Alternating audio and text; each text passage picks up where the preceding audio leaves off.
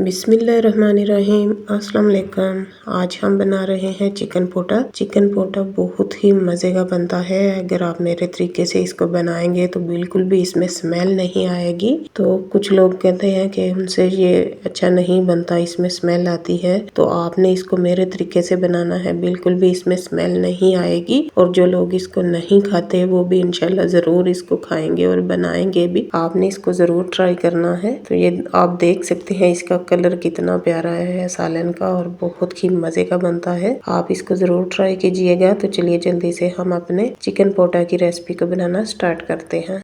तो यहाँ पर इसके लिए हमें सबसे पहले चाहिए चिकन पोटा। ये हमारे आधा किलो चिकन पोटा है। इनको हमने अच्छे से धोकर खुशक कर लिया है। नमक और सिरके के साथ हमने इनको अच्छे से वॉश किया है। तो स्मेल तो इनकी यहाँ पे पहले स्टेप पे ही वॉश करने से ही खत्म हो जाती है। इसके लिए शर्त ये है कि आपने इसको अच्छे से वॉश करना है। नमक और सिरके के पानी में 10 मिनट के लिए इनको रख देना है। उसके बाद आपने एक एक बोटी को अलग अलग धोना है, अच्छे से साफ करना है। बाकी हम जो इसमें मसाले ऐड करेंगे तो उसके साथ ये बहुत ही खुशबूदार सालन हमारा बन के तैयार होगा। तो यहाँ पे हम थोड़े से खड़े मसाले लेंगे। 2 हमने सब्ज इलायची ली है, 8 से 10 काली मिर्चें ली हैं, 3 से 4 हमने दालचीनी के टुकड़े लिए हैं और 4 से 5 हमने यहाँ पे लौंग लिए हैं। ये हम इसमें साबुत मसाले ऐड करेंगे। अब हमने सबसे पहले इनको बॉईल करना है। अच्छे से हम इनको बॉईल करेंगे ताकि ये अच्छे से गल जाए। तो सबसे पहले हम एक कुकर ले लेंगे, उसमें हमने इनको डाल देना है और थोड़ा सा हम इसमें पानी ऐड करेंगे।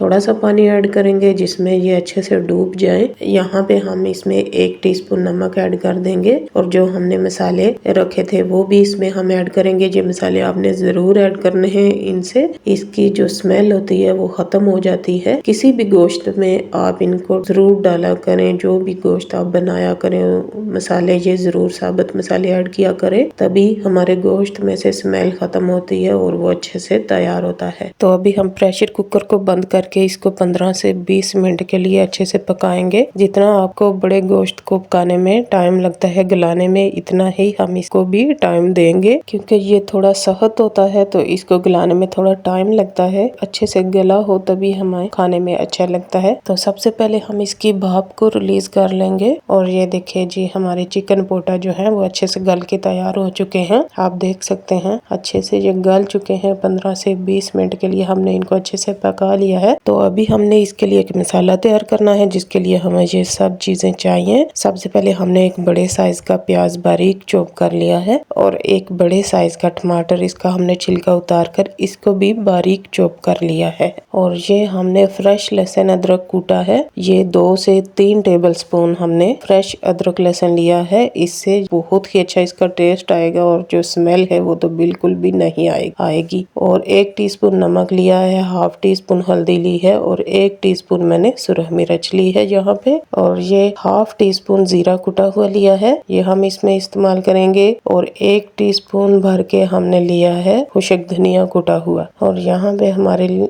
पास है गार्निश के लिए सब्ज धनिया फ्रेश वाला, और ये 1 सुरख मिर्च ये हमने काट के रखी है। और थोड़ी सी अदरक हमने बारीक काट ली है। और 4 अदद हम इसमें सब्ज मिर्चें भी डालेंगे, जो मैं यहाँ पे रखना भूल गई थी। तो चलिए अब हम अपना मसाला तैयार करते हैं। यहाँ पे हम फ्लेम को ऑन कर लेंगे और बर्तन में हमने 1 कप ऑयल डालना है। साथ ही हम इसमें प्याज डाल देंगे जो हमने चॉप करके रखे थे। अब प्याज को हमने हल्का सा ब्राउन कर लेना है। अब प्याज हमारा यहाँ पे ब्राउन हो चुका है तो हम इसमें लहसुन अदरक डाल देंगे जो हमने रखा था। तो इसमें 1 टेबल स्पून अदरक है और 2 टेबल स्पून इसमें लहसुन है। अब हमने अदरक लहसुन को भी हल्का सा ब्राउन कर लेना है। तो ये देखिए जी, अदरक लहसुन भी हमारा ब्राउन हो चुका है। तो अब हम इसमें टमाटर ऐड करेंगे। टमाटर डालने के बाद साथ ही हम इसमें 4 अदद सब्ज मिर्चें डाल देंगे। सब्ज मिर्चों को हमने बीच में से एक एक कट लगा लेना है। तो अभी हम इसमें सारे मसाले ऐड करेंगे अपने। ये सबसे पहले हमने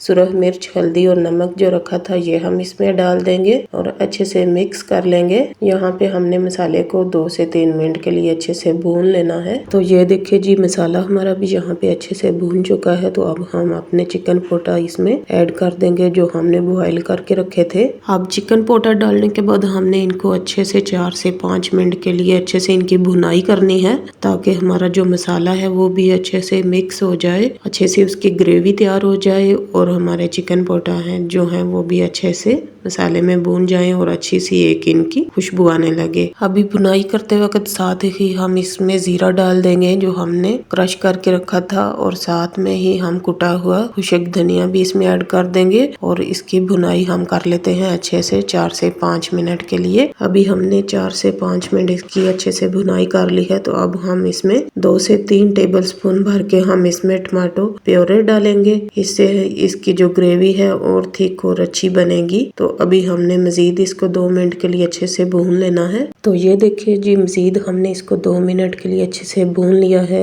बीच बीच में हमें जहाँ पे जरूरत पड़ी भुनाई करते वक्त हमने यखनी का पानी ही इस्तेमाल किया है, और जो यखनी बच गई है इसमें वो भी हम इसमें ऐड कर देंगे और इसको कवर करके हमने 4 से 5 मिनट के लिए इसको अच्छे से पका लेना है ताकि ये अच्छे से पक जाए और ग्रेवी भी इसकी अच्छे से तैयार हो जाए। तो ये देखिए जी, 4 से 5 मिनट इसको पकते हुए हो चुके हैं। तो अब हम इसमें 1 टीस्पून इसमें गरम मसाला ऐड करेंगे और साथ में हमने जो फ्रेश धनिया काट के रखा था वो भी इसमें ऐड कर देंगे, और ये एक फ्रेश सुरख मिर्च है ये भी इसमें ऐड कर देंगे।